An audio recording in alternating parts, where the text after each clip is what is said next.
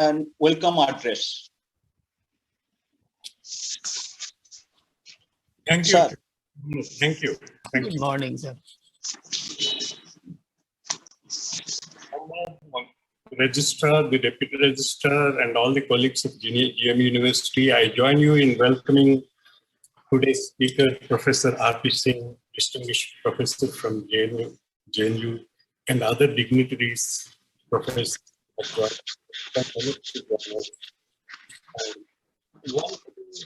After this seminar, the webinar was, I'm very happy about the topic. I think this topic, even now, in the post-colonial times, is garnering a lot of critical interest. Enlightenment ideals have come to the colonized countries, and the way they have been instantiated at different levels during the progress of 19th century, and how post-colonially we are trying to come to terms with those rights, particularly with regard to modernity. I think this has been a huge subject for discussion in various fora in India and other post-colonial societies. Seeing with his vast experience, very interesting insights. I look forward to, along with all of you, I won't take much more time. Thank you all. Thank you very much. Okay, thank you, Professor N. Nagaraju, sir.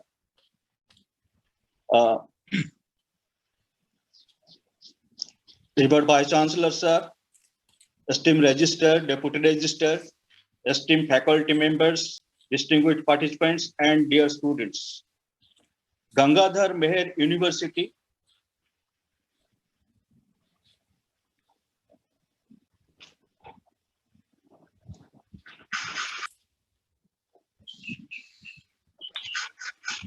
Gangadhar Meher University has been arranging different webinars and lectures by different departments to enhance the intellectual level of our faculty members, scholars, students, by inviting distinguished scholars from across the country and abroad. Aligning with this endeavor, the School of Philosophy holds a webinar entitled Kant and European Modernist Episteme. Today, we are extremely fortunate to have amidst us one of the most senior scholars and professors, Professor Raghavendra Pratap Singh. Dr. Singh is currently working as a professor at Center of Philosophy, School of Social Sciences, Jawaharlal Nehru University, New Delhi. He has been twice chairperson of the Center of Philosophy, thrice member of the Academic Council and of the University Court, besides being member and chairperson of various committees in the universities. He has also been twice member of the governing body of Indian Council of Philosophical Research, New Delhi, besides being member of the Board of Studies of many universities in India.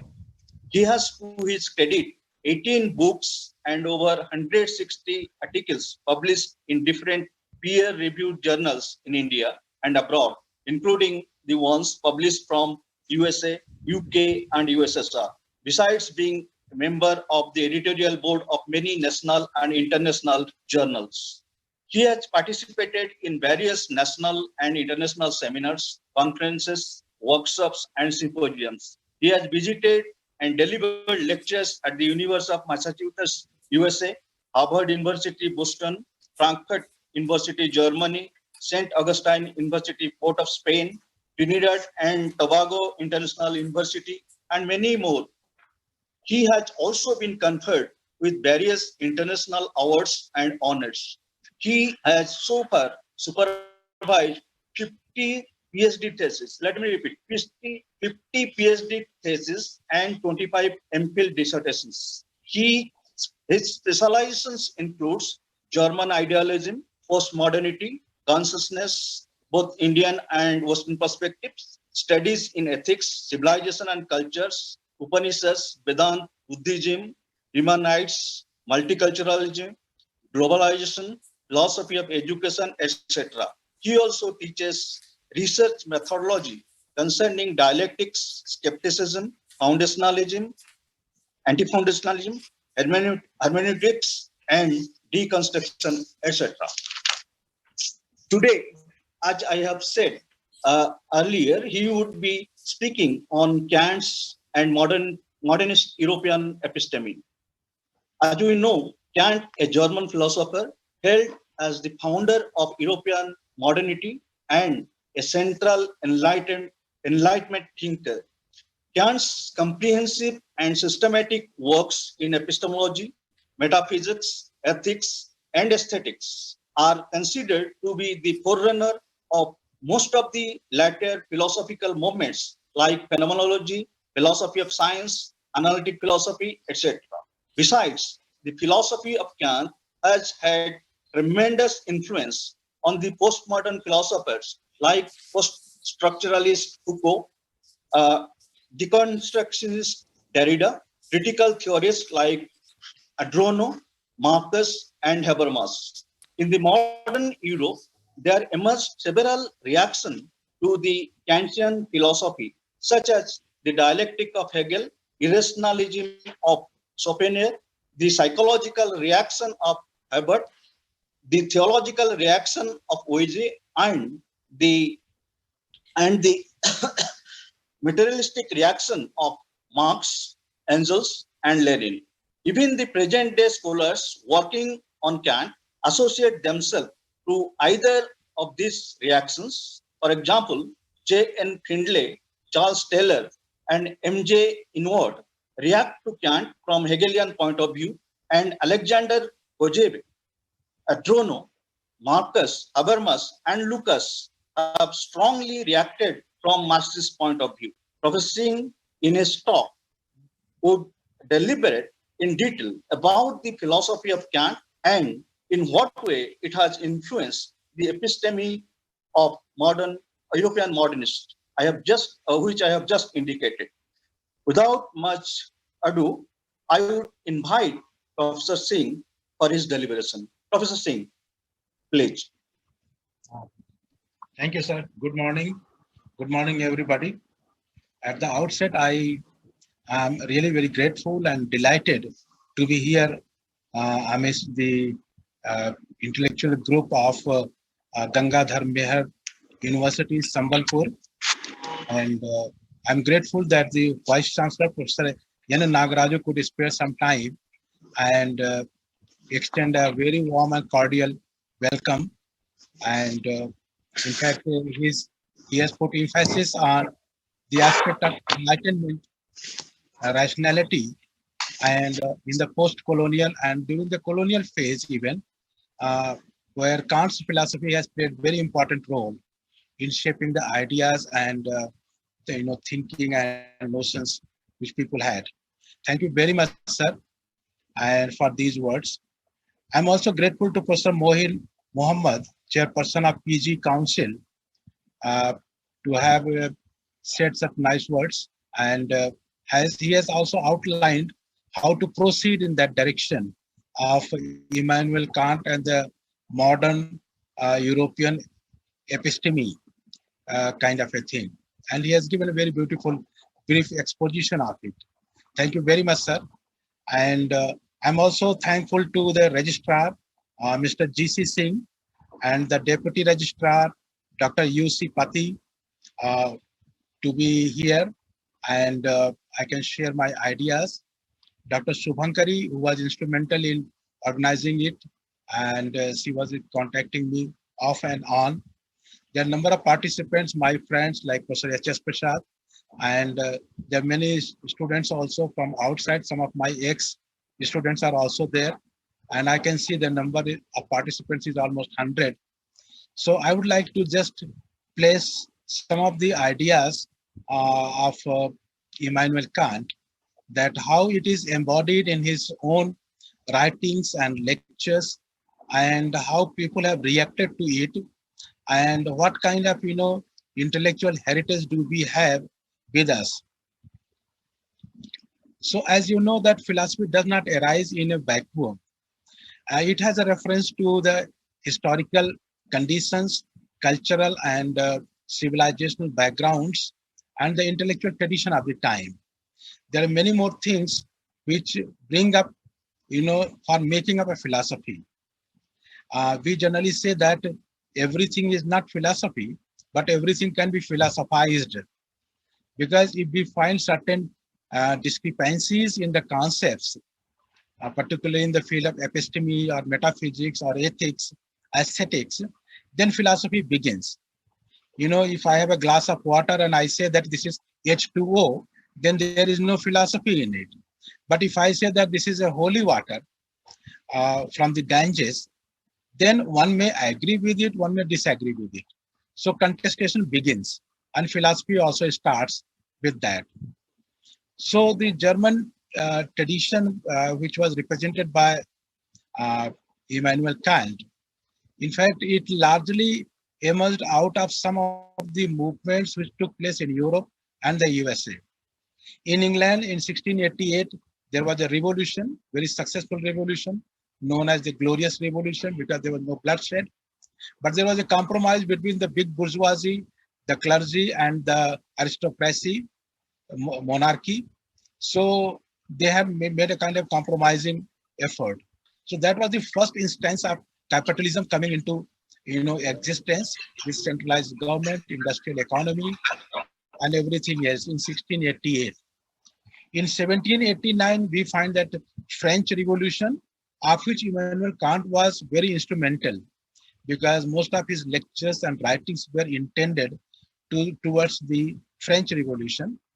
And he was also planning to have a revolution in Germany, because during his time, Germany was divided into 38 city-states, and most of the city-states, almost 30 city-states, were ruled by the bishops.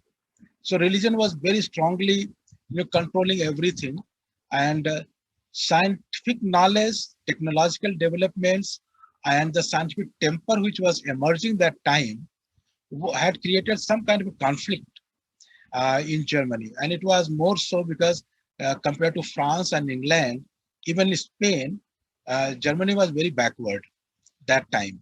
And they were very orthodox, very rigid kind of people. So it was a very challenging task for Immanuel Kant. And the critique of pure reason, on which I'll be putting a lot of emphasis.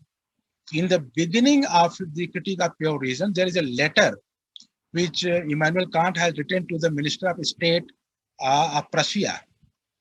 And there he had said that, sir, the way you had directed me, I proceeded in this book to justify your demands. That means creating two spheres, one for science and another for religion, so that they do not conflict, because their conflictual nature has created a lot of damage in the society. So these were a couple of issues which were at the backdrop of it. And in 1774, revolution in USA had taken place. USA had emerged as a nation state. 1789, France was coming up, and it came up during Kant's own lifetime. Germany could not come up. Spain in 1865, that also did not come up. But there was a sense of revolution everywhere. So Kant was a very, very revolutionary. He was planning to become a very revolutionary in very many ways. As you can see, that Professor Mohin Muhammad, he had also outlined that Kant, in fact, he presents the fundamental spirit of whole of European modernity. He laid down three pillars of European modernity: science, morals, and the art. The 200 years of rhetoric from the 17th century to the late 19th century revolves around these three pillars. So scientific knowledge, ethical issues, and the aesthetics. And his contention was that with science, ethics, and aesthetics, he can replace religion.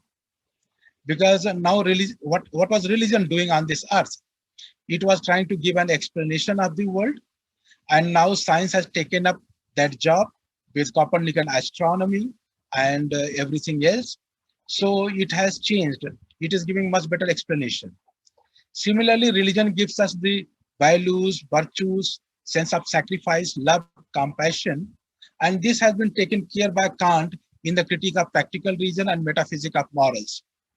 And the third thing which religion used to do is, giving aesthetic, music, painting, art, architecture, etc.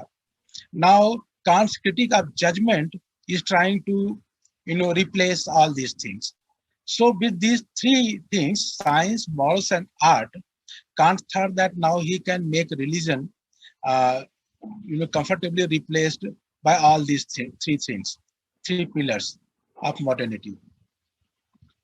Enlightenment rationality came up as a very big movement during that time, 1783.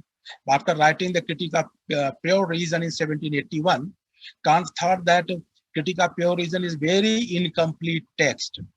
So he started planning to write Critique of Practical Reason, but during the intervening period, he wrote about he wrote a small pamphlet known as Answer to the Question, What is Enlightenment? Of which the Vice Chancellor, Professor N. Nagaraju, has also mentioned. Now, this essay, Answer to the Question, What is Enlightenment, is just 7-8 page article. It is easily available on the internet, but it's a very substantive and very, profoundly important text. Because in that text, we find 7-8 concepts like scientific rationality, toleration, justice, human rights, secularization, individualism, freedom, autonomy, dignity, etc. These are the concepts which Kant floated. And then it became a kind of, identifying feature of Europe. Now, if you today ask me what is Europe, or for that matter, what is India, or what is USA, this is a very normative kind of a question. And I can say that Europe means democracy, human rights, justice, freedom, and individualism, autonomy, etc. And when European economy started moving towards Asia, Africa, Latin American countries during the phase of imperialism, then along with that economic force, these ideas also started moving to Asia, Africa, and other continents and subcontinents. We in India also started, studying these concepts after 1857 mutiny. We find that most of the modern intellectuals in India, Raja Ram Mohan Roy, Vivekanand, Tagore, and even Sri Aurobindo, they were all trying to understand how indigenous terminology can help us to understand European modernity. So that way, what I can say is that Enlightenment movement was a kind of an imagination of the whole world. So if you ask me what is USA, then I can say that all the pillars of the White House were constructed in Europe only. Pillars like democracy, human rights, free press, free judiciary. These are European gifts to the whole of humanity. And during imperialist phase, and then during colonial phase, post-colonial phase also, people were very much influenced by it. So this was another contribution, very important contribution, which was given by Kant. And epistemologically, we think that Kant has brought certain revolutions in philosophy, Copernican revolution in epistemology, but I have extended the same argument to ethics and aesthetics also. In ethics also, by placing free will at the center of everything, he has brought another Copernican revolution. Because it is the free will which vindicates all the maxims and everything else. There is another important text by Immanuel Kant, which was written at a very mature age. That was in 1795, he wrote about it, known as Perpetual Peace.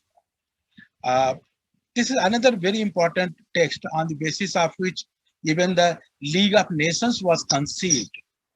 And later on, League of Nations in 1920, and then in 1945, when the UNO came up, that idea is embedded in the book Perpetual Peace. So Kant was much ahead of his time. You can see that in 1795, he wrote Perpetual Peace, and UNO was established in 1945. So almost 150 years, he was ahead of time. There are many philosophers who have gone ahead of time. Marx also, he went ahead of time. In 1844, he wrote EPM, Economic and Philosophic Manuscripts of 1844. But socialism was practiced in 1919, 20, 18 kind of a thing. Was the Bolshevik Revolution based on that text only. So it happens that philosophers go ahead of time. So Immanuel Kant was also much ahead of his time. And various schools and systems of thinking like phenomenology, philosophy of science, dialectics, analytic philosophy, structuralism, post-structuralism, deconstruction, critical theory, all these things are deeply rooted in Immanuel Kant's writings and so on. Now, in fact, when I had a discussion on this theme, that what should I speak so that it should become relevant to everybody. So I was suggested that I should take up the epistemological issues and then try to expand it, because most of the students and philosophy is also very new discipline in the university, uh, Gangadhar Meher University. So Shubhankari and Professor Mohin also suggested me that I should lay down with more emphasis on epistemological issues, but open up other areas also, which people may like to ask questions about. So in epistemology, there are some of the very important contributions which Immanuel Kant has made. And these contributions lie first in making a very clear distinction between reason, understanding, and sensibility. Reason is something which is regulative, understanding is constitutive, and sensibility is affective. Sensibility gives us the objects, understanding organizes those objects into categories, and reason is something which regulates the whole mechanism. So this is the way. And in the opening lines of the Critique of Pure Reason, Kant has said that our knowledge begins with sensibility, proceeds from sense to understanding, and ends up with reason. So these are the three faculties or the three sources of knowledge within which our knowledge begins and revolves around. Then he has made another fundamental distinction, saying that though knowledge begins with sensibility, but it does not originate from sensibility. That means origin lies in the concepts, not in the sensibility. Beginning may be there in the sensibility, but the origin is something which has to be within the concepts. Conceptual concepts only give, from where knowledge originates. Then he has proceeded further, saying that percepts without concepts are blind, and concepts without percepts are empty. So blindness of percepts means their meaninglessness. In order to give meaning to the percepts, they have to be organized, synthesized in terms of the concepts and the categories. So, and concepts as such, they are also empty, kind of a thing. This is one aspect of it. But his whole planning is such that he wanted to limit human knowledge to the world of phenomena only, and nominal world will be left to a matter of faith, so that there is ample space for morality and religion also. But science will not penetrate into those domains, and those domains also free from scientific kind of conjectures and everything else. Now, if we look at European modernity, modernity as such is generally understood as a shift from tradition to something which is science. So from religion to science, from revelation to reason. This was the shift which was very remarkable phase during the 17th century, middle of the 17th century, when modernity started coming up. There was an important event which took place during this time, and I remember distinctly it was 1634-35. That was the time when Galileo, he had published his book, Dialogue Concerning Two Chief World Systems, and he published that book in Italian language.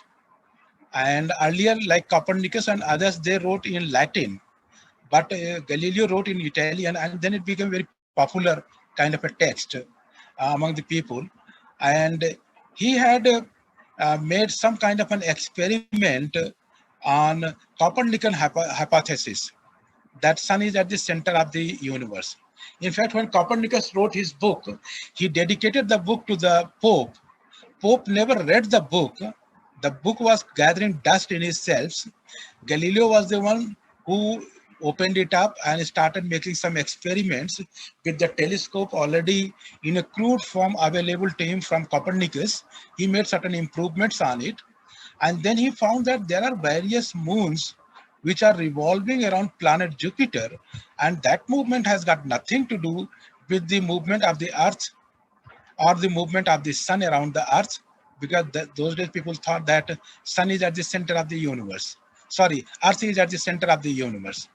So then he made the tests and he wrote the book, got it published, but then church took it up very seriously, and they organized a kind of a public meeting with one cardinal. His name was Bellarmine, to have an open dialogue with Galileo.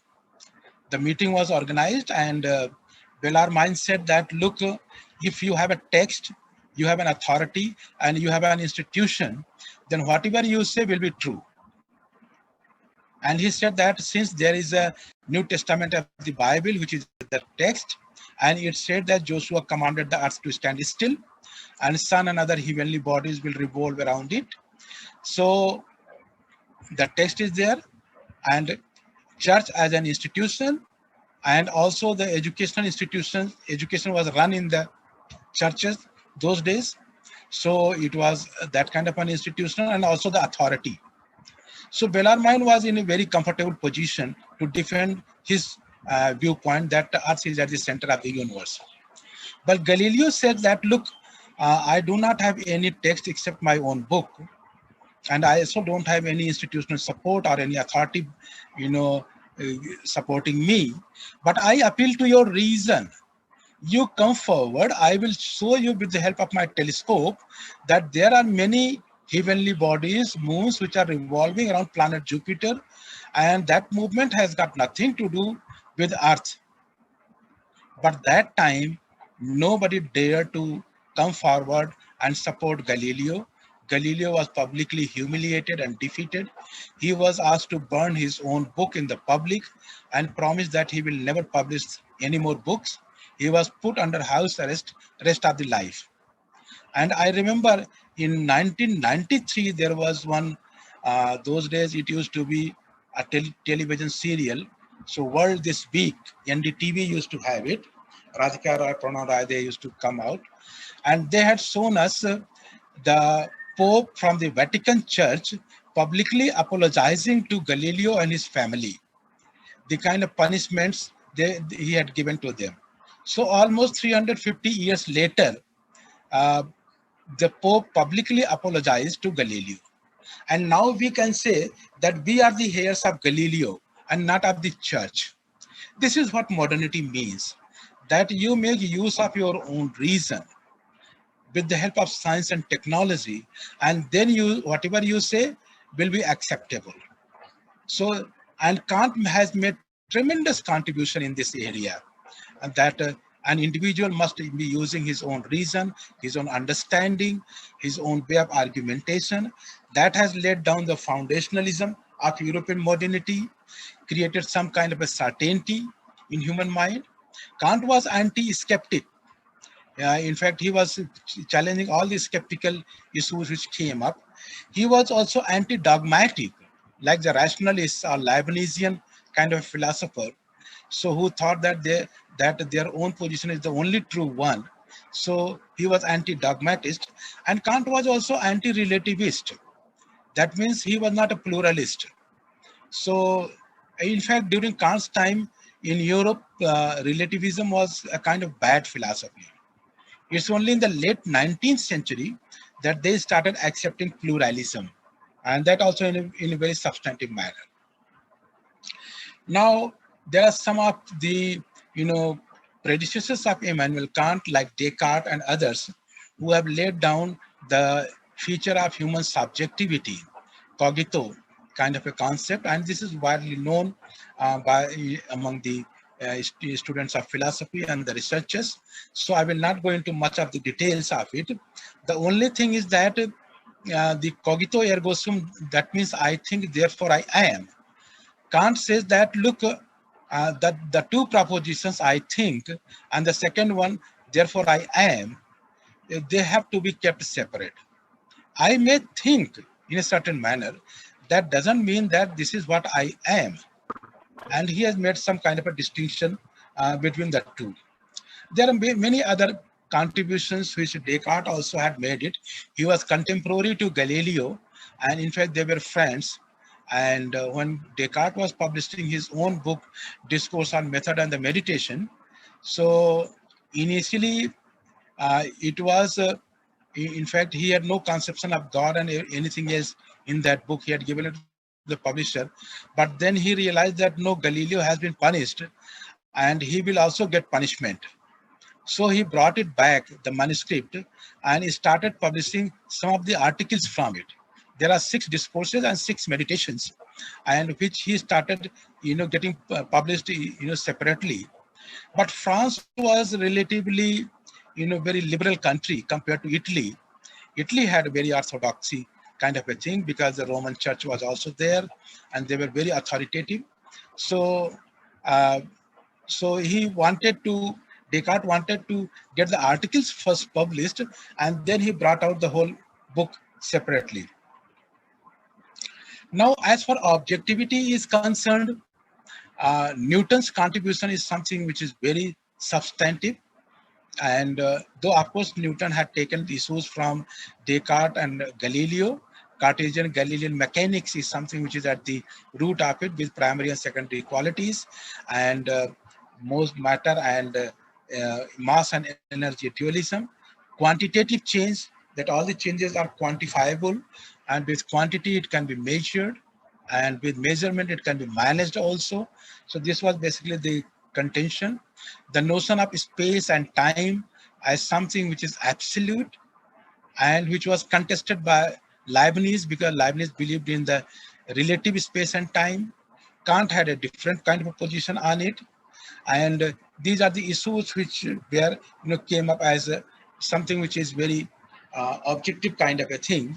So Newton's Principia Mathematica, because Newton was, in fact, he was also scared of the, dominance of the church that time.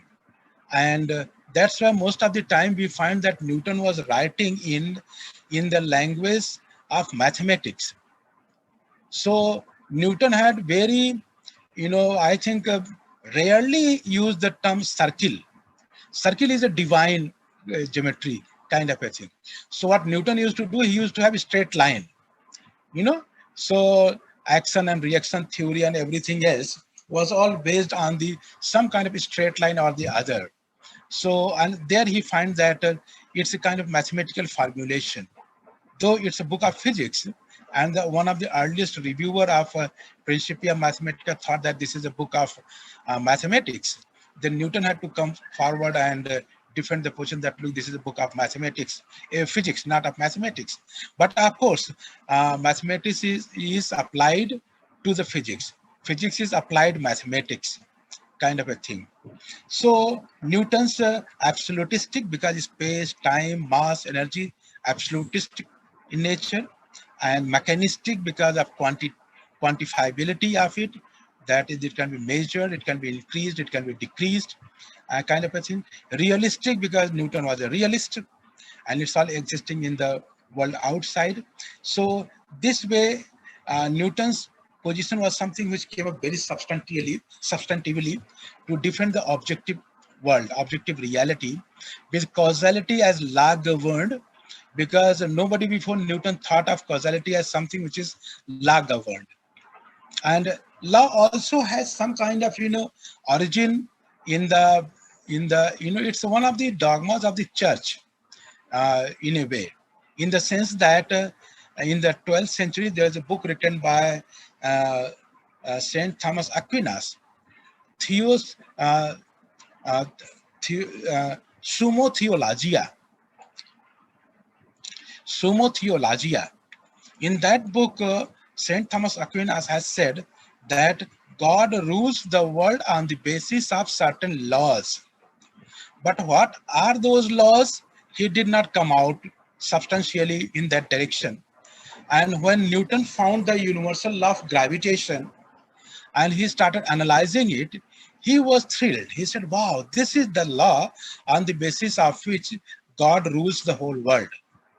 And because Newton, he regularly used to visit the church, and he was convinced theist, he believed in God, but in his writings, in the Principia Mathematica, it has got nothing to do with God there, because it is kind of straight line. He has taken a straight line and then tried to do everything else into it. So this kind of dual nature is there in Newton's kind of a thing. Three laws of motion. Then again, he thought three laws of motion are the ones with the help of which God rules the world, because these three laws are valid even on planet Mars, and anywhere you go, it's valid everywhere. So this is again a law. And after that, it became a cliche in philosophy that everybody wanted to develop some kind of a law or the other. Kant also, moral law, the categorical imperative and everything, it started coming up. So this was the objectivity kind of a thing. Descartes had the subjectivity. But in the meantime, there was a gentleman called David Hume. He came out with skeptical challenges to Newtonian physics. So he thought that since nature has been written in the language of mathematics, as it has been claimed by Newton himself, and mathematics is after all human convention, is not natural. So it is prone to falsifiability and some kind of what he called as synthetic in nature. Contingencies, probabilities are bound to be there in mathematical formulations. So he started developing skepticism to the everything which Newton had trying to establish. In fact, David Hume was a strong critic of Newton. And Kant, when he was trying to defend Newton, he was trying to repudiate Humean skeptical challenges. Because Newton, though, of course, he gave mathematical formulation, but he did not come out with the philosophical principles of science. Philosophy of science did not emerge in Newton's formulation.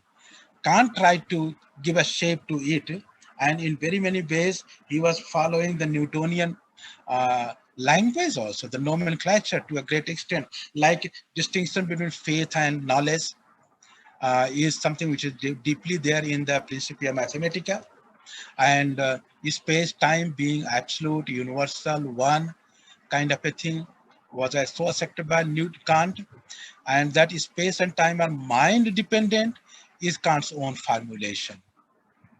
In fact, between Newton and Leibniz, they were contemporaries, and their positions were completely different from each other. Newton was absolutistic, Leibniz was relativist, and Kant had taken up a different position, something a middle position. He made space and time mind-dependent. Not dependent on the objects, and also not dependent, absolutely independent the way Newton had thought about it. So it is objective and it's absolutely there, God being the eternal entity kind of a thing. So that issue was also reconciled by Kant. So another thing which Kant has is about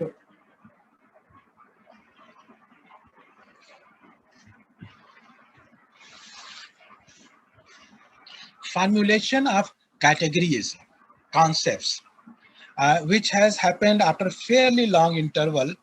In fact, Aristotle had done it in the Greek philosophy, early Greek philosophy. And after that, only Immanuel Kant made an effort to develop the concepts and the categories. Because if we do not have the fundamental concepts and categories, then we just cannot know the world. We know because we have certain concepts of the category, but how the categories are formulated, that Kant had developed out of the table of judgments, 12 judgments, and deducing 12 kinds of concepts.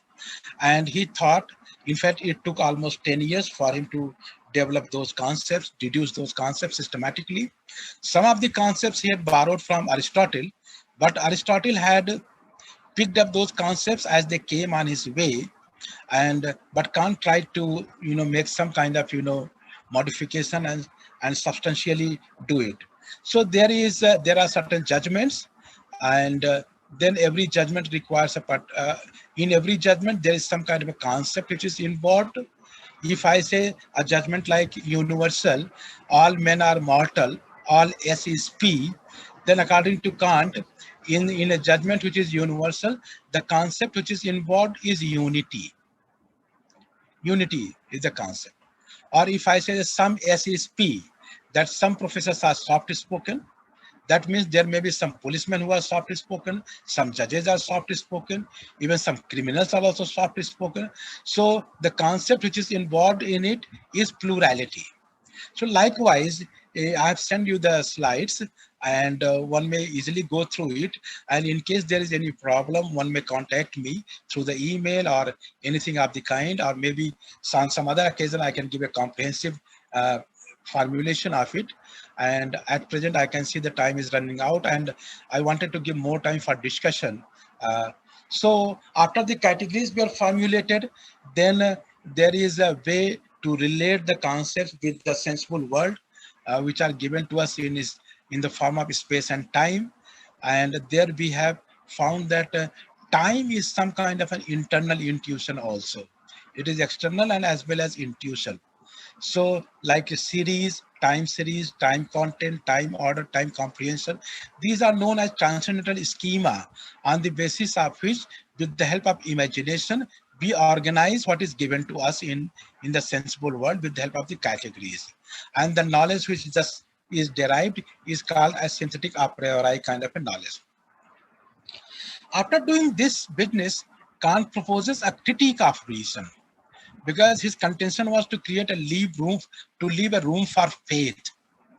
Faith is very important phenomenon, because many philosophers, and I can remember even Saint Thomas Aquina, Saint Anselm, Descartes, they all tried to prove the existence of God, because God's existence, the problem is that God has only one problem, and that is the existence. Human self does not have any problem, because human self exists. Descartes had said, I think, therefore I am. It is self-evident. It doesn't require any kind of proof. Self-evident. But God is not like this. God requires a faith to exist. Otherwise, if you just remove the faith, then God will disappear. God doesn't exist that way. So the self exists. Self doesn't have any problem. Self does not require faith. I do not require faith to say that I exist, kind of a thing. But God requires, because God does not exist. It requires a faith to exist. So Kant wanted to defend that position so that religion can also exist. And the German society was predominantly religious those days. And because bishops were all very dominant people during that time. So he proposes a kind of critique of human reason. And in the third part of the critique of pure reason, he has developed this kind of a thing, that human reason has this peculiar fate, that in one species of its knowledge, it is burdened by questions which, as prescribed by the very nature of reason itself, it is not able to ignore, but which, as transcending all its power, it is also not able to answer. So that means human reason reaches to a stage where it cannot now ignore certain questions related to the whole world, to the self, and to existence of God. These are the questions which reason cannot ignore. And if reason tries to know about it, then reason cannot know, because reason doesn't have any category of its own. Categories are the categories of understanding only. And if reason makes use of the categories of understanding, then there will be paralogisms, antinomies, and all such stuff. So this way, he proposes a very strong critique of of metaphysics, and that way a critique of reason as such, and just to leave room for faith. Now I end it up uh, with certain certain concluding remarks that Kant's definition of reason, understanding, and sensibility, with the help of which he started his critique of pure reason, was now accepted, was not accepted by his successors, Fichte, Schelling, Hegel. They all tried to modify it, give it a different shape. Particularly Hegel did it very substantially. And Kant has also rejected, he has separated logic from dialectics, because for him, knowledge and faith are completely separate. Now, this issue is something which was not accepted by the post-Kantian philosophers. Hegel and even Marx also did not accept. Critical theorists even went much ahead of it. They also challenged it. And in Kant's philosophy, we find that there are only 12 categories which were also challenged by his successors, and especially Hegel. He has said that, look, there is no end to the categories. Every now and then we float new categories as the situations develop. And during COVID-19, we come across various nomenclature, various terminologies like new normal and, frontline workers and all that stuff, or the new education policy which is going to be introduced. So language changes, in the course of time. So you cannot just limit it to the 12 categories. So that is a very obsolete way of doing it. That is also challenged. Phenomena and noumena distinction was also dissolved by Kant's successors. Consciousness studies is emerged as a very, substantive phenomenon after this, and in Hegel and other things. And one more thing which we find in Kant, because Kant is a non-linguist philosopher. He did not entertain the role of language in human cognition, cognitive capability, though it was there in Descartes. He had it, innate ideas. And even Hegel also has it in the psychology aspect of his, Encyclopedia Philosophical Sciences. Chapter 5 is on psychology. He has the role of language. And most of the philosophers like post-structuralist, deconstructionists like Jacques Derrida and others, they all started, critiquing Kant that, look, he did not entertain the role of language into it. So that's also came up as a kind of, reaction to Kant. So with these few words, I've taken up around, I think 10 minutes, 7-8 minutes more. So, but let there be a comprehensive discussion, because I've just floated these ideas and I do not have any other preoccupation. It depends on you, how many questions you ask, and I'll stay back here. And once again, I thank Professor N. Nagaraju, the Vice Chancellor of the University, Gangadhar Meher University, Sambalpur, and Professor Mohin Muhammad, the Registrar, Mr. G.C. Singh, Vice Deputy Registrar, Dr. U.C. Pati, other colleagues, friends, participants from everywhere. So with these words, I now stop and wait for your questions. Thank you very much. Thank you, sir. Thank you so much. Excellent. For your lucid, analytic, and critical lecture. It is really a pleasure hearing you, sir. And now I request my colleague, Dr. Ashok Kumar Tarai, to just moderate all the questions and put forward to our speaker. All right. Thank you, sir.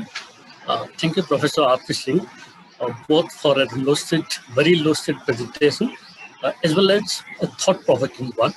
And I say it is thought-provoking for one reason, that I'm going to ask a question on this issue. I will ask the question, but I think we have 15 to 20 minutes since the speaker has already revealed that he is free. He doesn't have any preoccupation.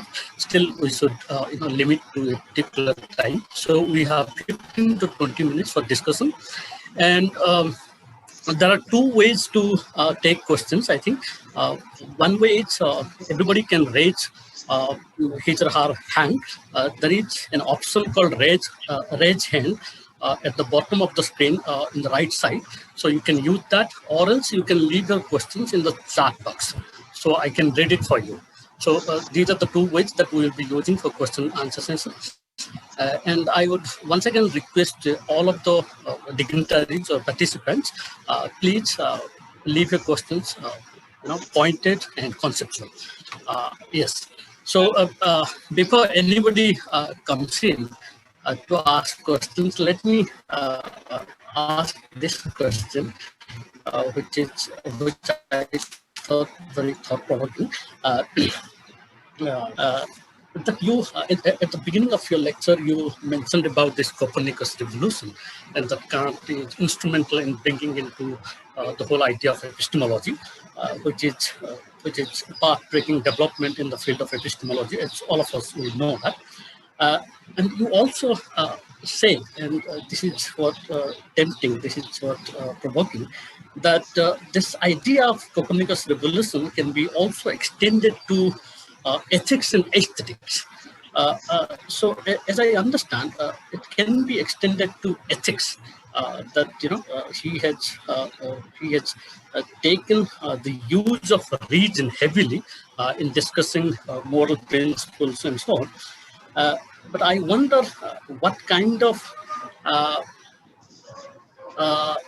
revolution that he has brought to aesthetics, which is different from the traditional understanding of arts and aesthetics. So if you can please throw some light on this.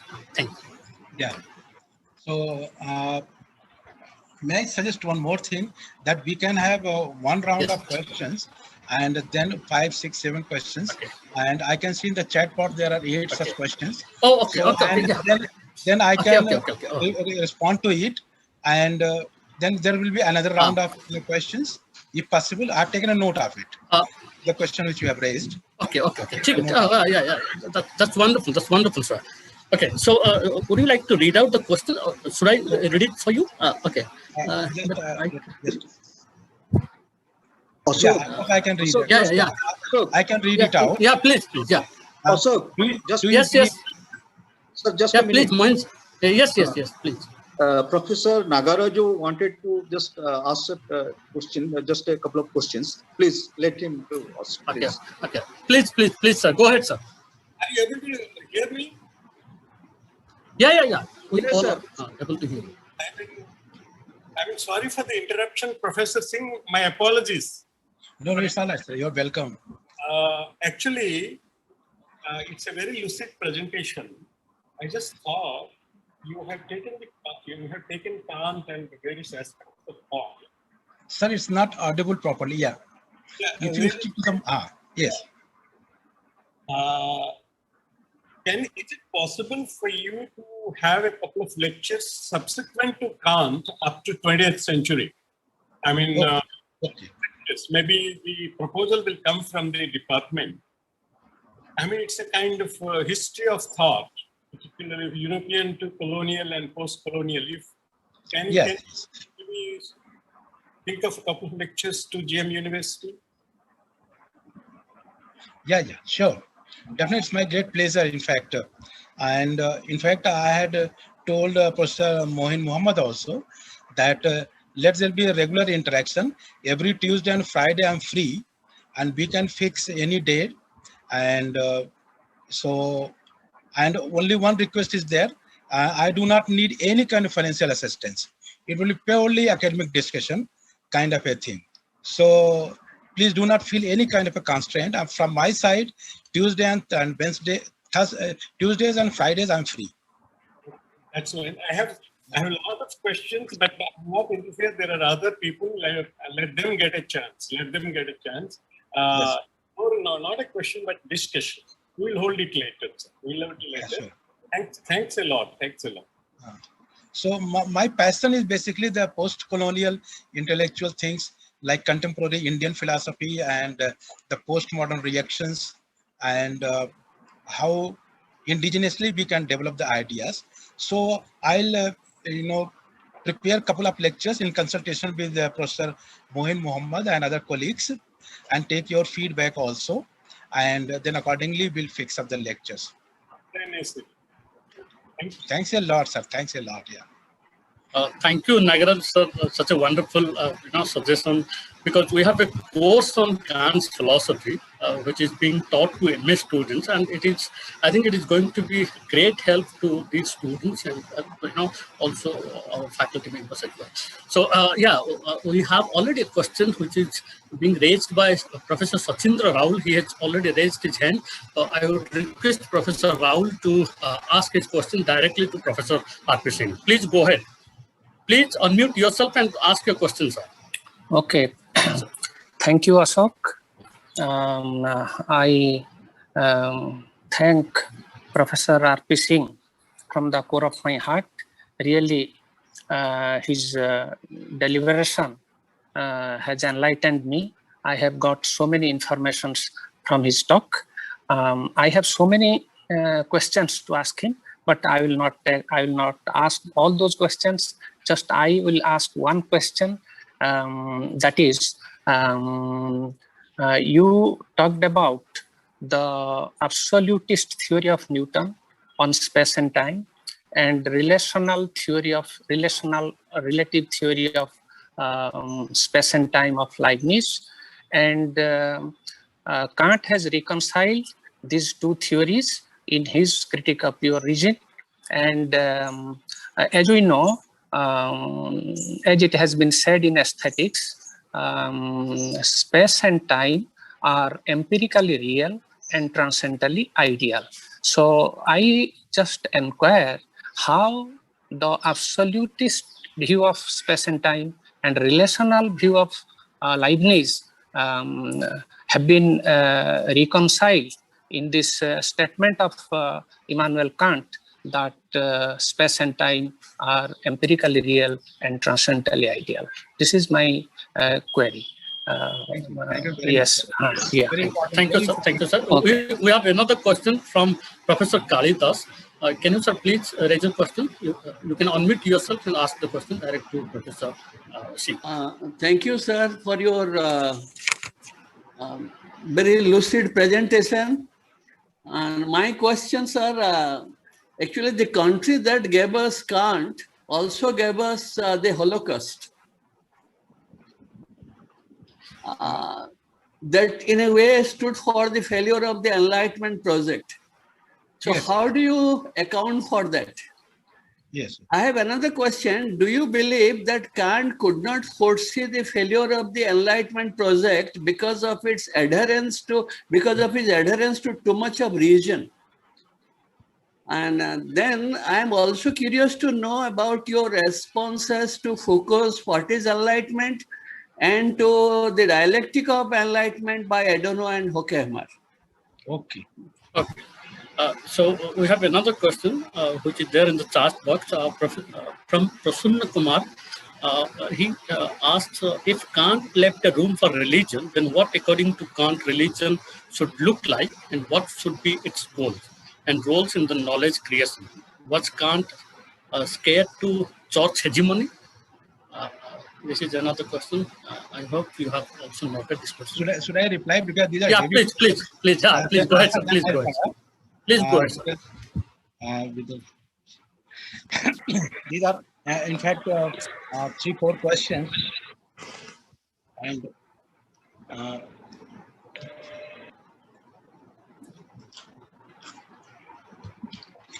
I must say very important questions are there. And taking up the first question from you, Dr. Ashok, that Copernican hypothesis, that you see this kind of hypothesis Kant took up because of the theocentric approach which we find in rationalism of Descartes, Spinoza, and Leibniz, and the cosmocentric approach which we find in the British empiricists Locke, Berkeley, and Hume.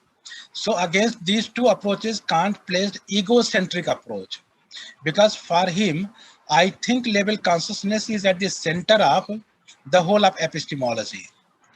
In fact, in the Critique of Pure Reason, he has said that the order and regularity that we find in nature, we ourselves have introduced.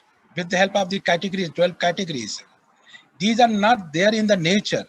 In the nature, only chaotic aspects are there. He agreed with Hume that sensibility is chaotic and disorderly. It becomes orderly with the help of the concepts only, gets a systematized kind of a thing. So this was the contention, and this is a very, popular kind of a thing. But what I have done, I have extended this idea to his ethics and aesthetics aspect also. Aesthetics will be little too detailed, and I can be excused, I can take it up, but on some other occasion. But in ethics, we find that, one of the postulates which Kant had is free will.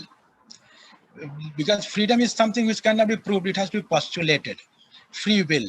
And out of the free will only, the maxims, categorical imperative, are deduced. Universality, end in itself, and kingdom of ends. These are the maxims which were deduced from free will alone. This kind of a thing. So if will is at the center of the universe, then it also looks like the way he has brought a revolution in the field of epistemology, it coincides with that line of thinking again. So, and there's nothing strange because the arguments are proceeding in the same way. Similarly, in the field of aesthetics also, in the critique of judgment, the element of sublime is basically a creation of both theoretical and the practical reason. That issue is little detailed kind of a thing. In fact, I will take it up gradually. So there is another thing which has come out with Professor Sachendraji, who has talked about the empirically real, space and time as empirically real, and transcendentally ideal kind of a thing. Now what happens?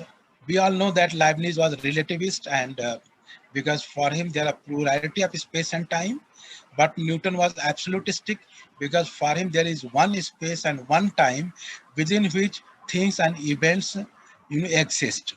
This kind of a contention was there.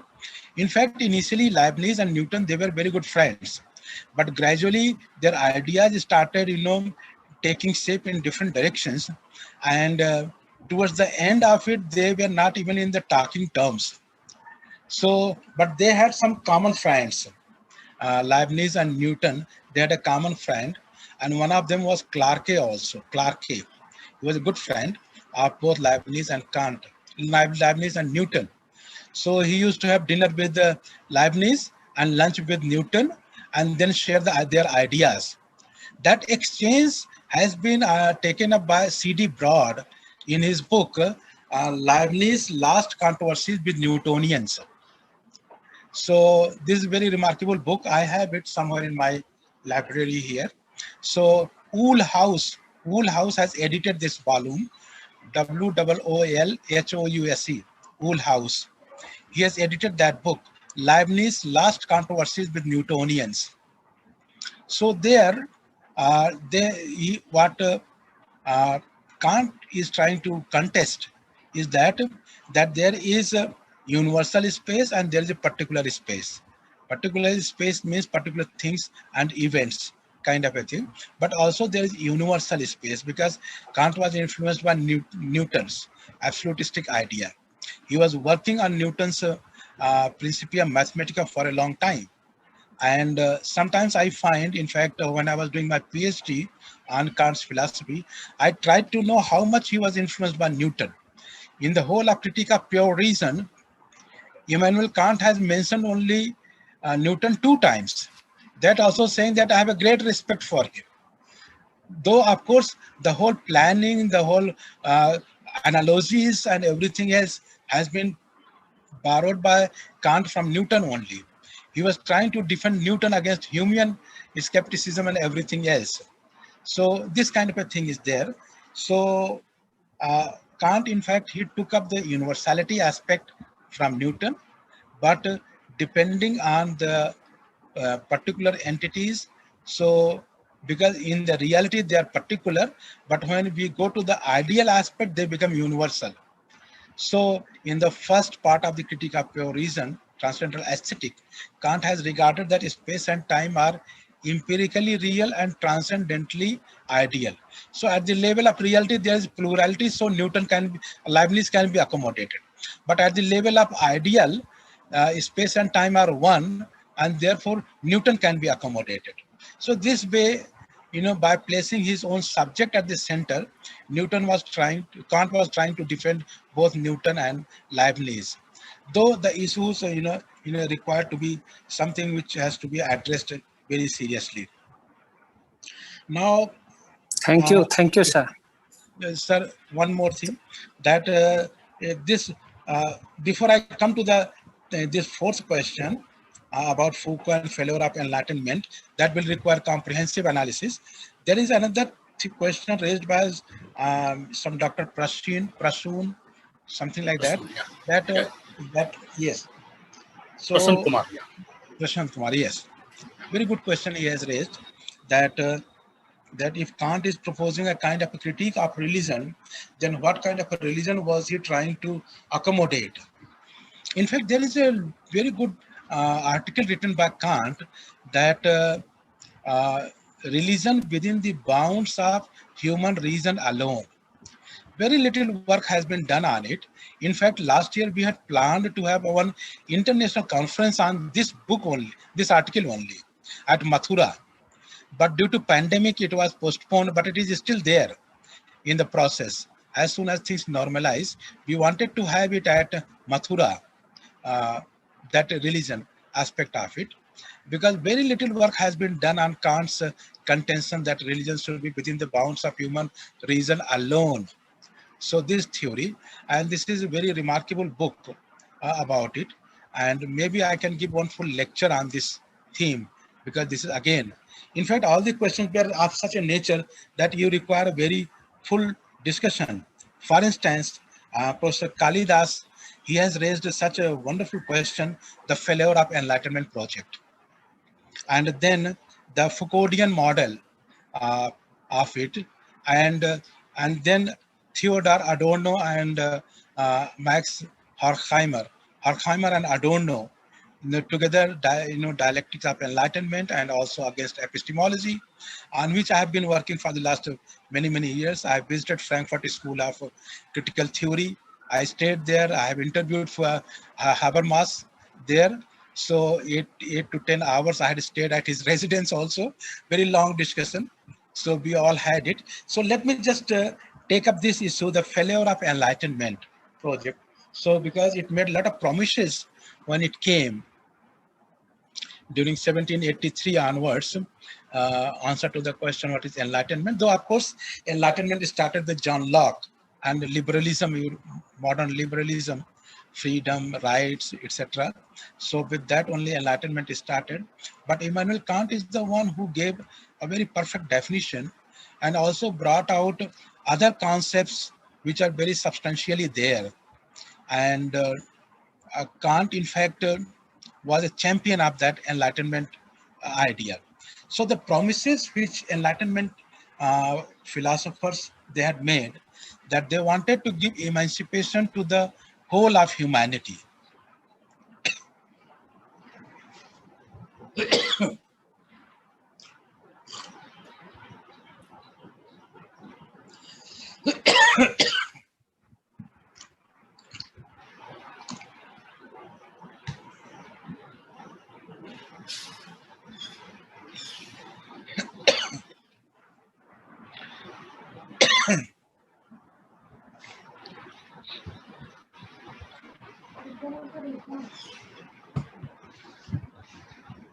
So this Enlightenment project was very ambitious in very many ways. And if we look at the way the project had started, was in 1783, there was one proposal which was floated by the minister, that should clergy be invited when marriages are taking place. So marriage is one of the fundamental institutions of human life, and but marriages take place in the church, And if there is any problem in the matrimonial, in the marital life, then the issues go to the court.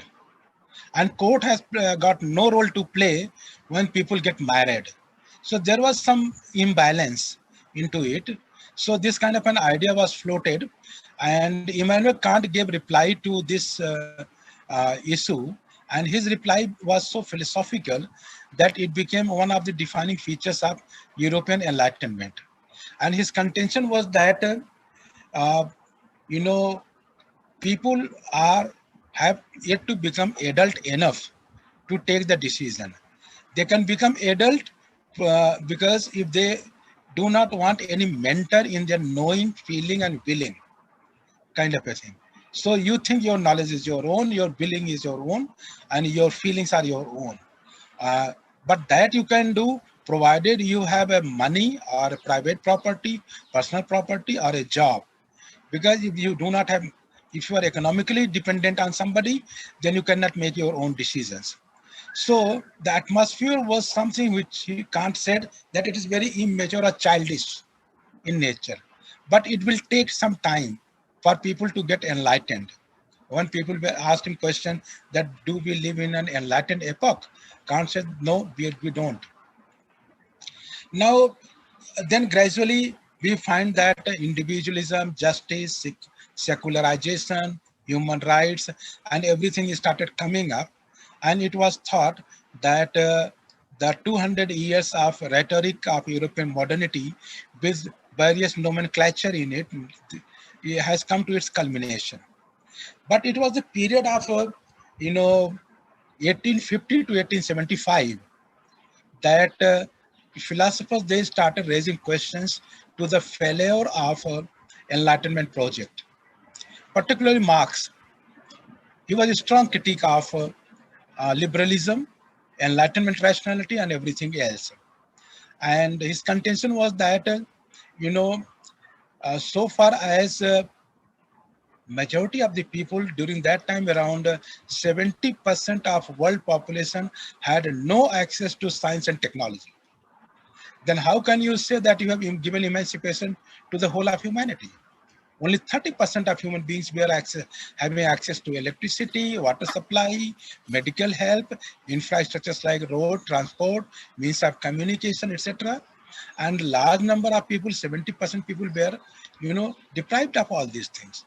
And also those who had it, there was a lot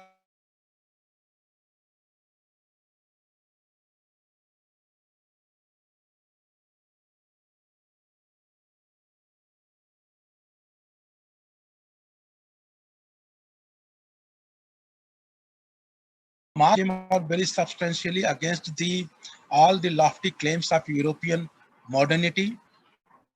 And then it gave rise to, number of intellectuals.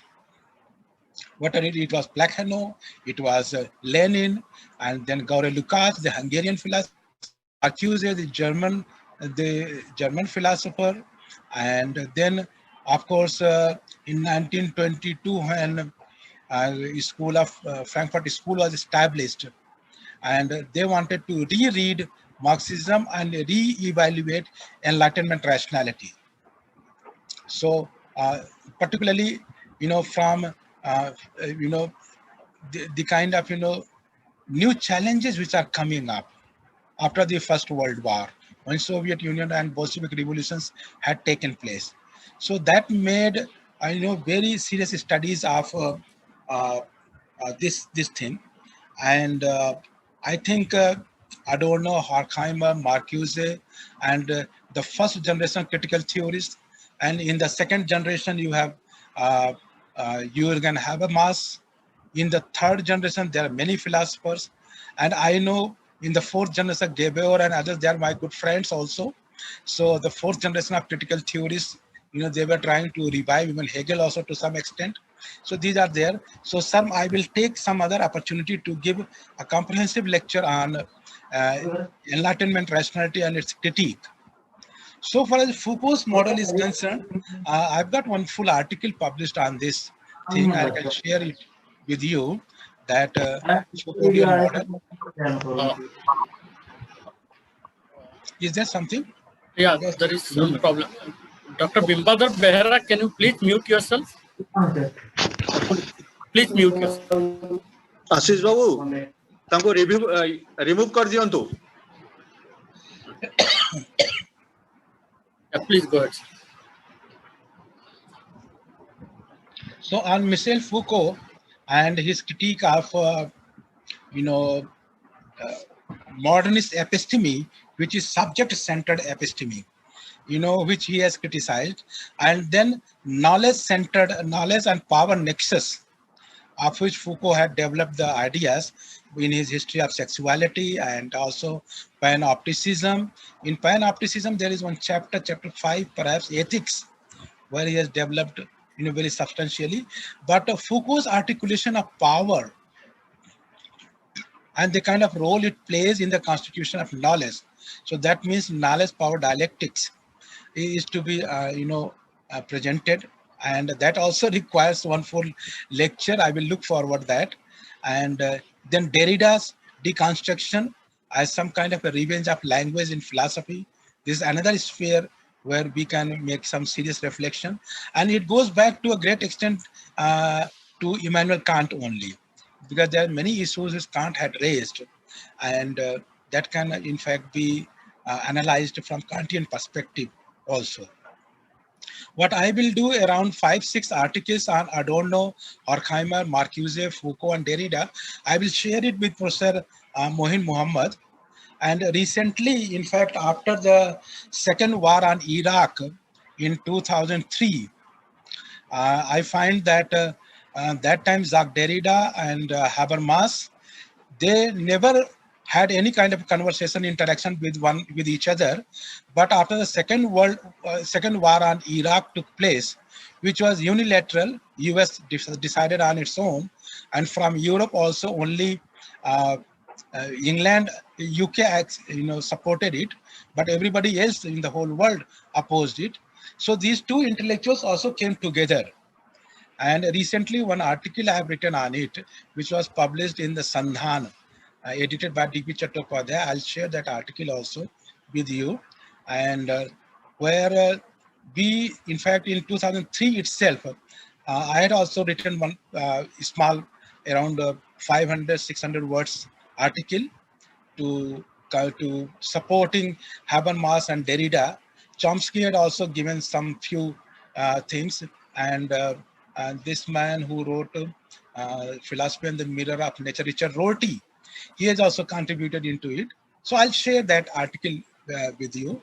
So it says that how much philosophers are engaged with the failure of enlightenment rationality, and also failure of the way the modern knowledge power nexus is also operating into the world outside, and what game they are playing after the collapse of Berlin Wall and the failure of socialism and everything else. So philosophers are not silent on these issues. In fact, when in 2008 I had met... May I just intervene? Sir, may I just intervene one line? Yes. I'm just curious to know, the country that gave us Immanuel Kant, that also gave us the Holocaust, the same country. So don't you, how do you account for that? I'm just curious to know. I just didn't get it properly. The country which gave us Kant, they also gave us the Holocaust, in the 20th century, where millions of Jews. Yeah. In fact, sir, there is one book written by William L. Scherer, Rise and Fall of the Third Reich, R-E-I-C-H, Reich, the Third German Commonwealth.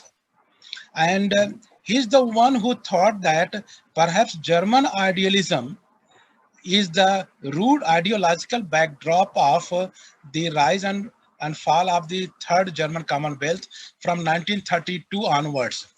Hitler came to the power, because of that thing. And William L. Scherer in 1990 he had come to JNU also. We had organized one lecture. Perhaps 93 or 94 he had died also. But the book is very lucid. Rise and Fall of the Third Reich. So the fascist ideology, the Nazism, the ideological backdrop of it was constructed within German idealism itself, in which consciousness, the ego, plays the most important role. What Kant has said, that I think level consciousness is something which is at the center of organizing everything else around us. That ego gets eulogized in Hegel's absolute Geist, absolute spirit, and it becomes a totalizing effort. Totalitarianism comes up in a very substantive manner. If it is reversed, it becomes Marxian kind of a framework with materialistic basis and everything else. But if it goes in the idealistic dimension and direction, the way the German idealist had thought of it, that was instrumental of the third German Commonwealth, beginning from 1930s onwards, ending up in 1940, known as the Third Reich kind of a thing. And of course, Holocaust. And then nationalism is another issue, looking for enemies within the society, because European nationalism was very aggrandizing kind of phenomenon. So they were looking enemies within the society. In England also, in UK, the Irish and the and others, like Scottish, so they were, within, there was an enemy within. In France also, there are enemy within the society.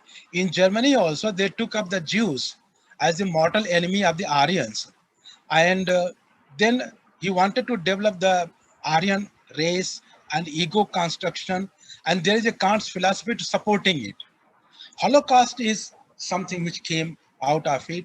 And then gradually a lot of displacement and migration and everything else, which became a global phenomenon. In fact, Giorgio Agamben, one Italian philosopher, dispositive. So, the bare life, Homo sacer and the bare life, that idea is also very much embedded into that German idealism kind of a thing. So, because a lot of linguistic things which they have borrowed into it. So it's very important issue you have brought up to my attention. So it's really very exciting. Thank you very much. Yeah, it's so exciting kind of. We can go on the whole day today. Thank you, sir, for the question and the answer. Should we go for the second set of questions? That would be the last set of questions, or we should end it here? I'm asking permission from. Yeah. Okay. Thank you. My side, there's no problem. I'm free. All right, sir. Thank you, sir. So yeah, so this would be the second setup, and of course the last set of questions. We have already. Mr. Prasad will like to say something. Okay, now he's. Okay. Mr. Prasad is there. Okay. He's Professor Dean from Delhi University. Delhi University, yes. You can unmute yourself. Yes, sir. If you want to. Yeah. Unmute. Please go ahead. I don't think I have any question, because you have. The first thing is that this is not my area, but at the same time, there are so many questions which I can ask, but I don't think I'm intelligent enough to rise to that level. So not now, please, not now.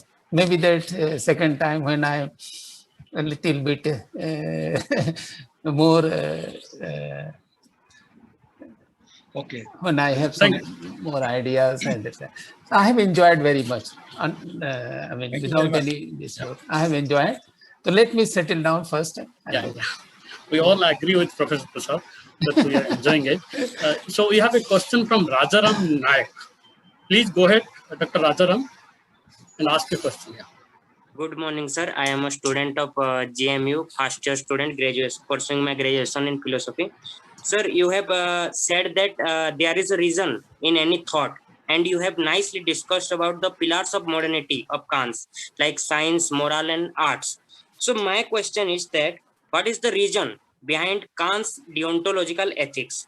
And do you think, can we accept the idea of him that religion can be replaced by his idea of modernity? Because to some extent, Kant's idea of ethics, like morality, is there. Each adhere with the idea of strong belief in religion. Sir, I want to know your opinion. Thank you, sir.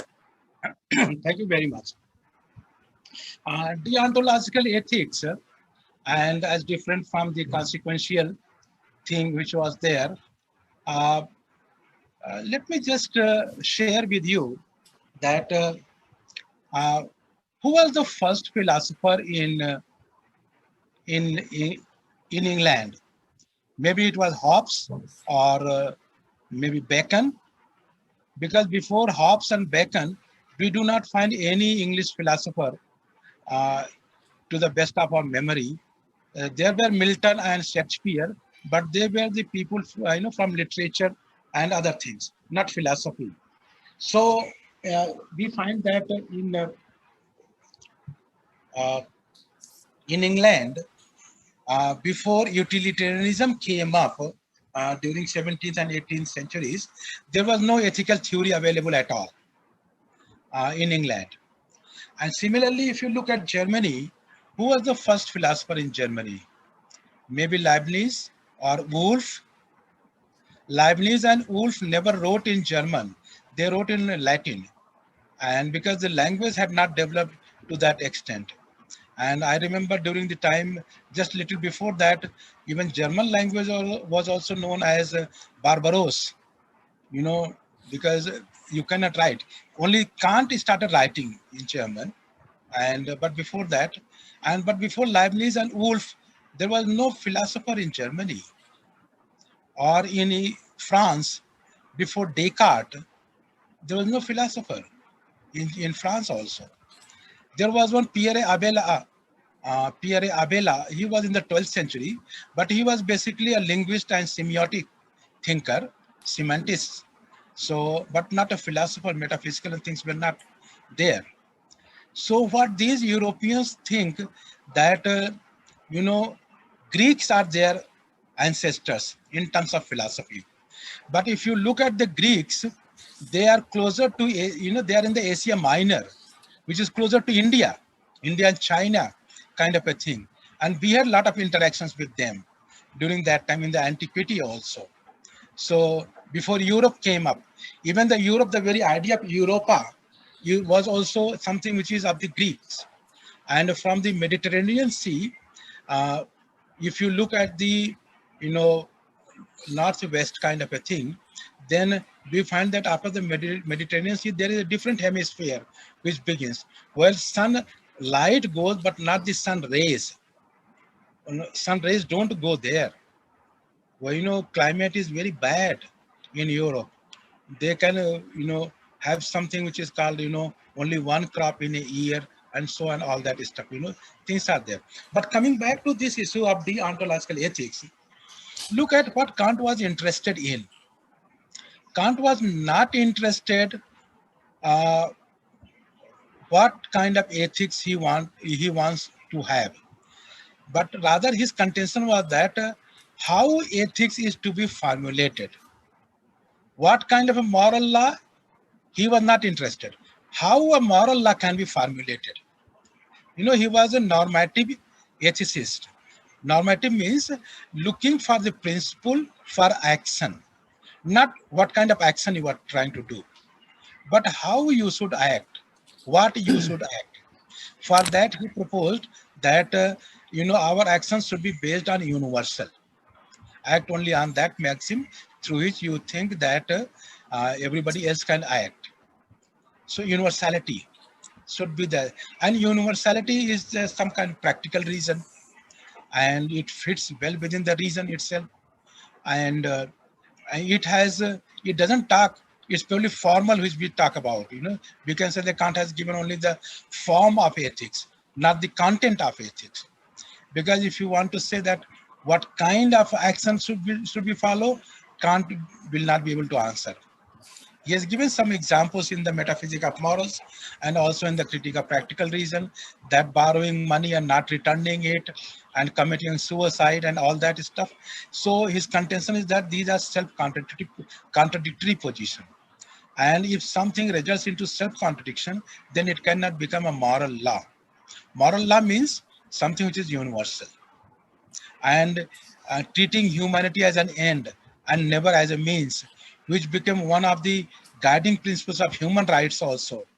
In the UNO in 10th December 1948, when the Universal Declaration of Human Rights came up, that was also a kind of an agenda from Kantian philosophy itself, Kantian ethics. All the 32 articles mostly are from the Kantian four kinds of freedom which they have talked about, and duties and everything is from Kant only. So what Kant was basically interested in was that how a moral action ought to be, and not what a moral action ought to be. And he also accepted the way Hume had formulated that there is unbridgeable gulf between is and ought. So is and ought gulf was also there. So taking up these two lines of thinking, deontology is something which is an inevitable, formulation. Duty for the sake of duty only, duty for duty's sake, not for the sake of certain consequences or results. Then it will result into, some kind of consequentialism, and it will not be self-consistent. You have various theories of utilitarianism in very many ways, or pragmatism later on. So this was the very nature of reason itself which Immanuel Kant had in mind, particularly the practical reason, and all these maxims of morality and duty for duty's sake, gives a coherent whole. It goes well within it. The second part which you have, Mr. Rajaram Naik, is that that religion can replace, in fact, ethics can replace religion. This kind of a grand design, which the postmoderns called as some kind of, grand narrative or meta narrative or meta discourse kind of a thing, which can now be in a position to replace the claims of religion in terms of the values they have religion has introduced, like sacrifice and love, compassion, fraternity aspect, and everything else which we find in religion. With this kind of a formulation, we find that it can replace it. And this became one of the slogans of French Revolution also, fraternity. Fraternity is duty for duty's sake, universal kind of a thing, and dignity aspect of it. So liberty, equality, and fraternity. So fraternity fits very much within into it. And French Revolution wanted, and they were successful also in doing so, to reject completely the religious kind of a thing. In fact, they accepted the 7 days week kind of a thing, or the 12 months kind of an idea also. If you look at the, Paris Commune,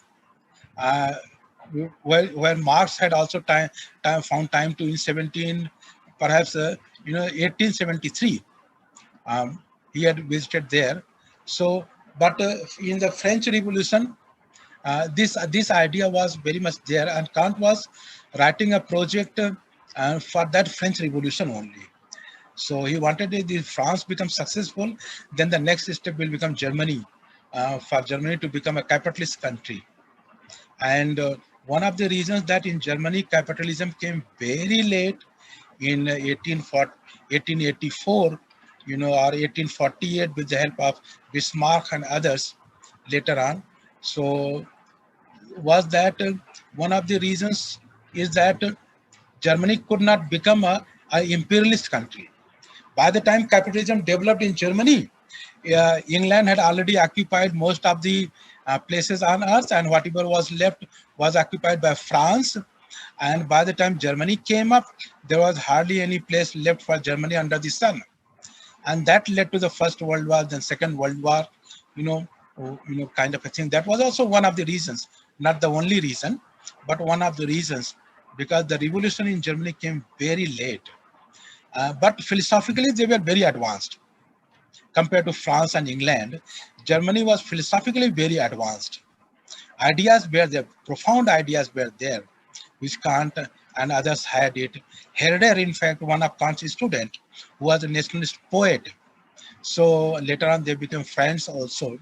So nationalism and nationalist poems, of which Kant used to make reflections whenever Herder wrote anything. In fact, Kant made Herder a philosopher, because he started writing on it, just as Heidegger made Hölderlin a philosopher. Or my friend Professor Prasad will agree that Nagarjuna made Buddha a philosopher. because Nagarjuna wrote extensively on Buddhism.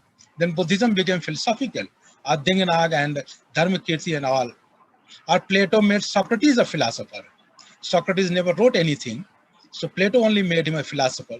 So this procedure is also going on.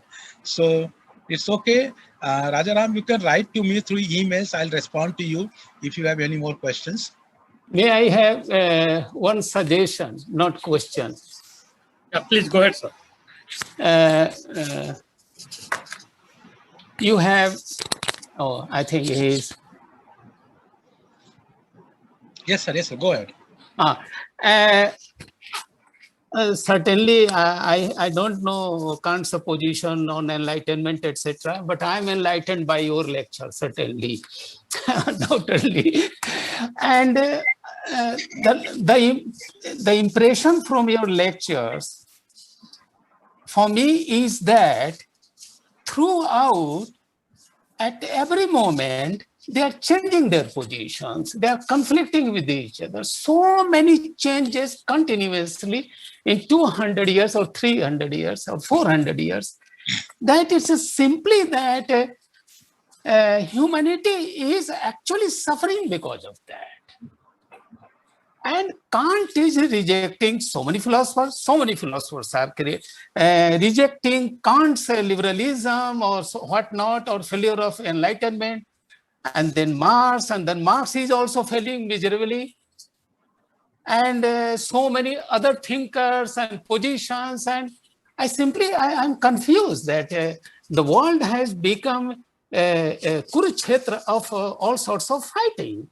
Where is the humanity? United or common humanity. Common humanity is not there.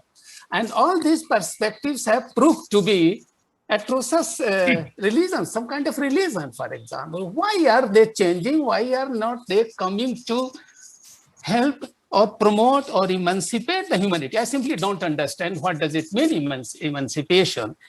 Now, if in between, suppose I have three thinkers, Kant and Marx, and in between, so many, of course, you are highly competent to address this question. And if I bring in the Buddha, who is still relevant and he is being accepted throughout the world in some or the other way. And if you can take these three thinkers, and the issue should be the same, that whether emancipation of humanity is possible in Europe or America or elsewhere, whether the Buddha, who was born more than 2,500 years back, because he has only one focus, that Dukh and Dukh Nirodh. He was asked by many people, many Brahmanas, etc., what kind of nonsense you are doing. You are not accepting the God, you are not accepting the soul, etc. And then you are still, and you claim that you are trying to liberate or emancipate the humanity. And then so many times he was asked that who are you actually? Are you a god? He said that no. Are you an asur? He said no. Are you an angel? No. Are you a human being? Of course. He said that no, I'm not a human being. Then who are you? He said that I am the Buddha, enlightened. Now this enlightenment and Buddha's enlightenment, these are simply very different. And that's why sometimes I'm not comfortable with the Western philosophy as a whole, right from the pre-Socrates era to the pre-Socrates era was perhaps for me more comfortable.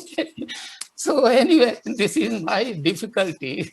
And without knowing Kant and Marx, I think you have given me lots of ideas, and I would like to bring the Buddha with these two thinkers at some time.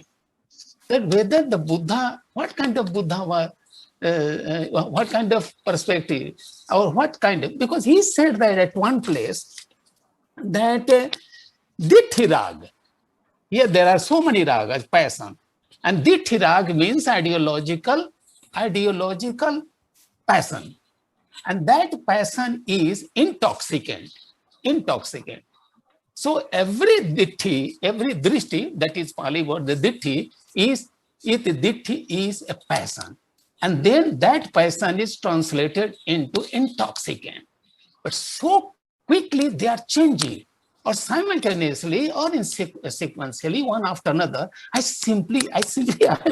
don't know whether I'm right. But anyway, this you have given me an opportunity to focus on Kant and Marx at least, and then bringing in the Buddha to do something for this kind of mess. Anyway, sorry for not clearly or not. This is a point of view you have brought, and indeed it's very substantive. And one thing which I would like to share with you is that when Immanuel Kant wrote Critique of Pure Reason, he was highly dissatisfied because of two reasons. One, that the book was immediately prescribed as a textbook in the University of Königsberg, and the students were not able to understand it properly. So Kant was supposed to write a prolegomena to another book which can make it easily understandable. So in 3 years' time, he wrote prolegomena to any future metaphysics that could be made science, so that people can understand Critique of Pure Reason.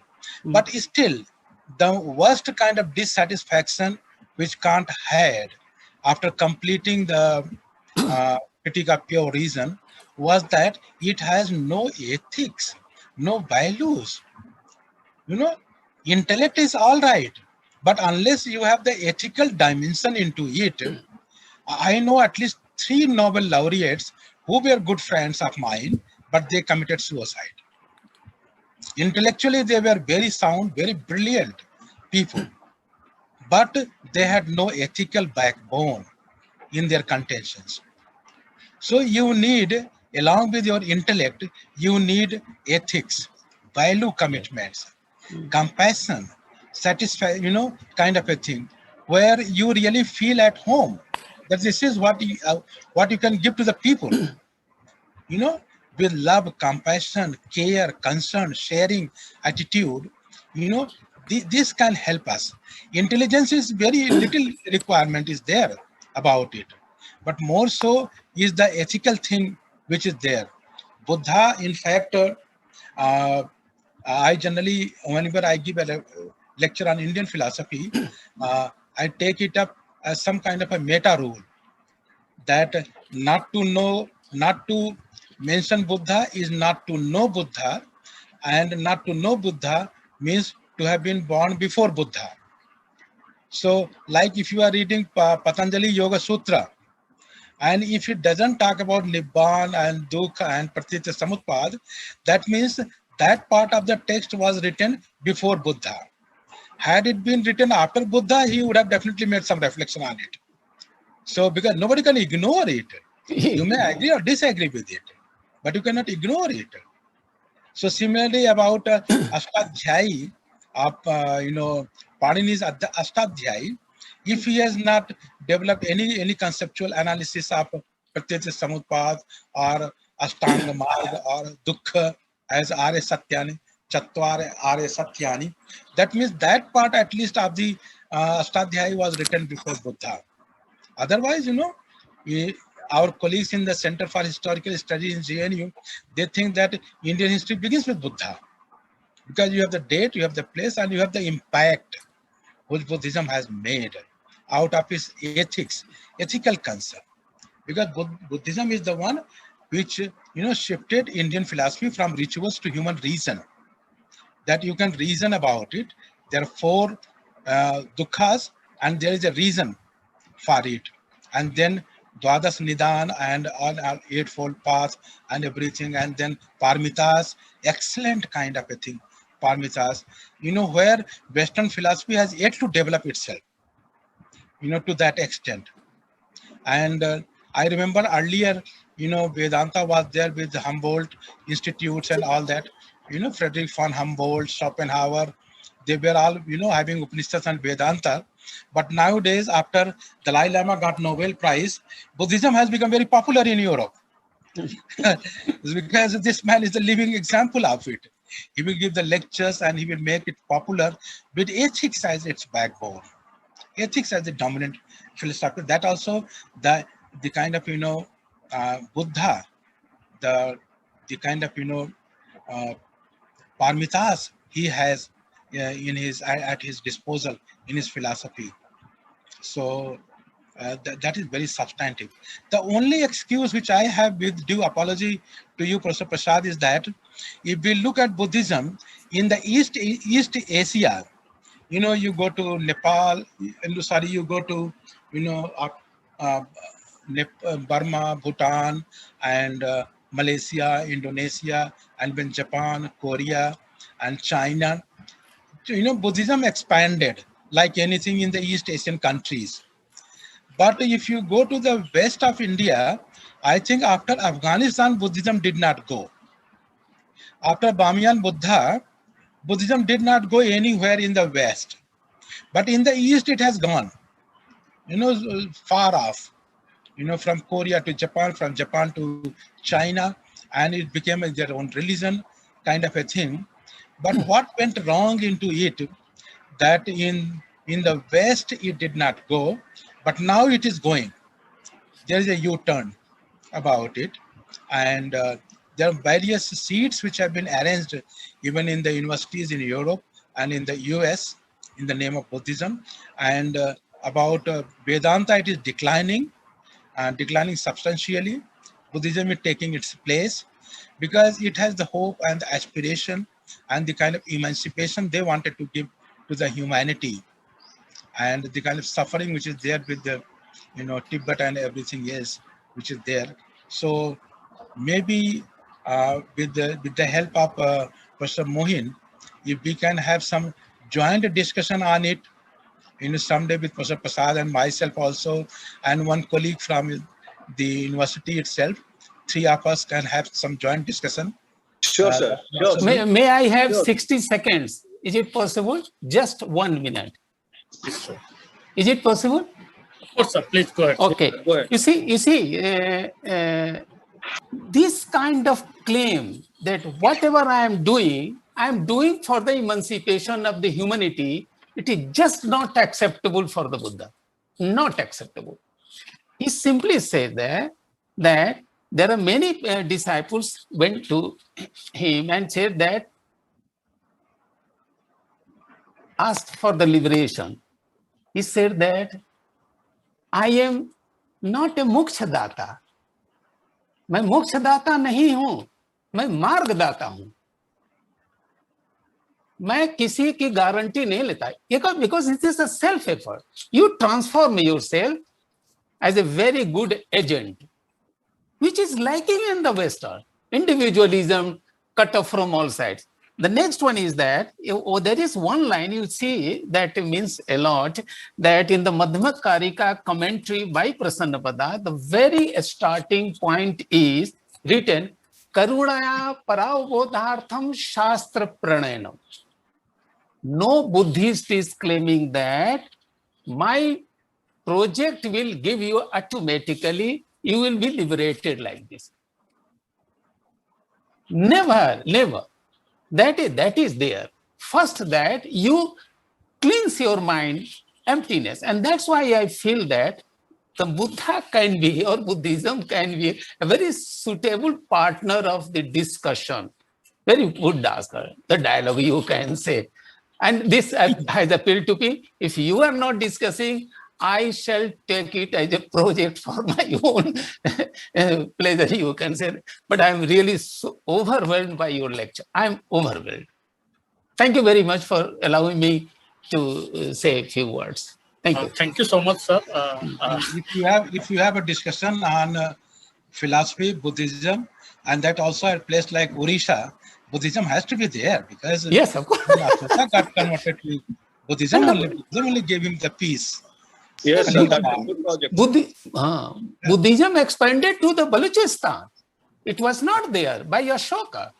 And it was not through war that Buddhism expanded on the western side. Because that kind of religion, you see, they destroyed the Persian, for example, or Greek cultures or civilizations, for example, they destroyed, as a matter of fact. They did not allow anybody. And now they are fighting among each other. I'm not naming any particular religion, you see that. Because that can never be stable. And you see the China is coming from the back door, from Europe to and enters into Asia. So from this side, they are destroying. From that side also, they are destroying civilizations, as you see, and very stable civilizations.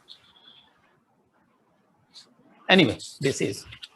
Thank you so much, sir. I think the discussions became multiple lectures, and this is how philosophy is being discussed. And we would love to have you physically also. Yes. In our campus, both Professor Prasad and Professor Singh. This is a kind of post-launch session that we discuss philosophy over a cup of tea and over lunch. With this, I once again thank Professor R.P. Singh and Professor Prasad for such a nice lecture as well as discussion. Now I hand it over to Professor Mohin Mohammed for further proceeding. Thank you, sir. Thank you, Ashok. Sir, Professor Singh, sir, thank you for all your response. You had a very comprehensive, very lucid, and very far-reaching too. So there are so many other questions, but we have to, because of the time constraints, we have to limit it. Never mind. In next podcast session, we will be having it. Now, I would like to request our colleague Subhankari Pati, Dr. Subhankari Pati, to just deliver a vote of thanks. Subhankari, please. Thank you, sir. A very good afternoon to all of you. Our Honorable Vice Chancellor, Professor Nagaraju, sir, my revered teacher and the speaker of the webinar, Professor R.P. Singh, sir, from Center of Philosophy, JNU, New Delhi, faculties of JMU University, distinguished participants, and dear students. It is my honor to have been approached to propose a statement of gratitude on this event. Any organization's success is simply in the hand of a visionary and a co-employer pioneer. In this backdrop, Gangadhar Meher University is fortunate to have a vibrant and scholarly individual like Professor Nagaraju, sir, who continuously encourages associates to increase their students' learning capacity. The School of Philosophy will continue its scholastic endeavor for the benefits of the students. We are especially enthralled by Professor Singh's eloquent presentation on European modern episteme with reference to Immanuel Kant. I'm confident that Professor Singh will strengthen its ties to School of Philosophy in the near future and giving us more opportunity to benefit from him. Thank you so much, sir, for such a clear and thought-provoking presentation. School of Philosophy owes a special thanks to each and every one of its members for their attentive listening and active participation in the discussion. Last but not the least, our wonderful students who are the focus of our webinar are undeniably influenced by our speaker and receive a great deal from him. Thank you so much, sir. Thank you, Subhankari. I also extend a very heartfelt thank to our system managers who have helped us in backdoor to just organize this webinar. Thank you. With this, may I request Professor Nagaraju to formally declare that the webinar is over. Sir, please.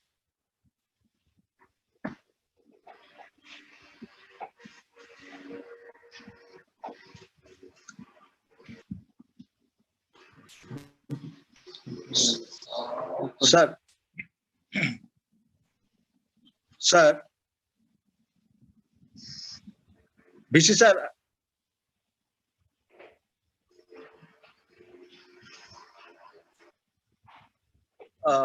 On behalf of the BC sir, I just declare that this webinar is over.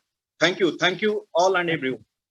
Thank you very much. I'm looking forward to meeting you again. Sure, sir. Sure, sir. We'll be meeting. I've also learned a lot from the questions which have been raised. So thank you very much for giving me the opportunity. Sir, we are very obliged, sir. Thank you, sir. Thank you, sir. Bye bye. Okay, bye-bye.